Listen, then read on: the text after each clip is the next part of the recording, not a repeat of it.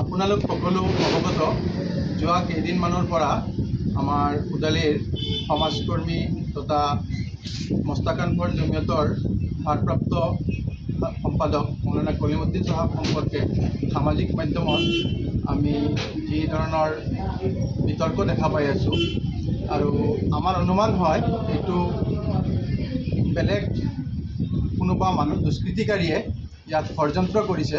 মৌলানা কলিমুদ্দিন চাহাবে সদায় দেশ সমাজৰ উন্নতিৰ কাৰণে কথা কয়। তেখেতে এনেকুৱা দেশদ্ৰোহী কাম কৰিব বুলি আমাৰ বিশ্বাসে নলয় আৰু তেওঁলোকে যিটো ভিডিঅ' সামাজিক মাধ্যমত এৰিছে আমি দেখা পাইছোঁ। এই ভিডিঅ'টো আজিৰ পৰা কেইবাবছৰো আগৰ পাকিস্তানৰ দ্বাৰা সন্ত্ৰাসবাদী গোটৰ দ্বাৰা ভাৰতৰ মানুহক যি বৰ্বৰভাৱে হত্যা কৰা হৈছিল, এই হত্যাৰ প্ৰতিবাদত গৈ মৌলানা কলিমুদ্দিন চাহাবে অংশগ্ৰহণ কৰিছিলে মস্তাকানপুৰ জমিয়তৰ নেতৃত্বত। আৰু সেই সময়ৰ ভিডিঅ'টো আজি কেইদিনমানৰ পৰা সামাজিক মাধ্যমত পুনৰ ভাইৰেল হৈ আছে।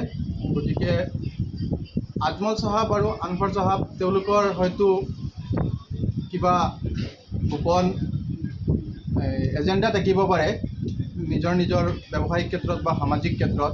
এই ক্ষেত্ৰত সাধাৰণ মানুহক ব্যৱহাৰ কৰিব নালাগে, কাৰণ মৌলানা কলিমুদ্দিন চাহাব এজন অতি নম্ৰ ভদ্ৰ আৰু সদায় দুখীয়া দৰিদ্ৰ জনসাধাৰণৰ বিপদে আপদে লগত থকা মানুহ। আমি উদালিৰ বাকী ৰাইজ বা আমাৰ যুৱ সমাজ সকলোৱে মৌলানা মস্তাকানপুৰ চাহাব আৰু বদৰুদ্দিন আজমল চাহাবক উদালিৰ হৈ আমি অনুৰোধ জনাইছোঁ যাতে তেওঁলোকৰ কুটিল ৰাজনীতিত সাধাৰণ জনসাধাৰণক ব্যৱহাৰ কৰিব নালাগে।